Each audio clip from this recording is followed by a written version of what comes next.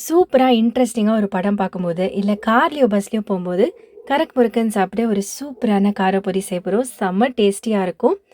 ரொம்ப ஈஸி செய்றது. எப்படி செய்றதுன்னு பார்க்கலாமா? ஃபுல் ரெசிபி வேணும்னா, பயோல இருக்கிற லிங்க்க கிளிக் பண்ணி பார்த்து நீங்களும் ட்ரை பண்ணி பாருங்க.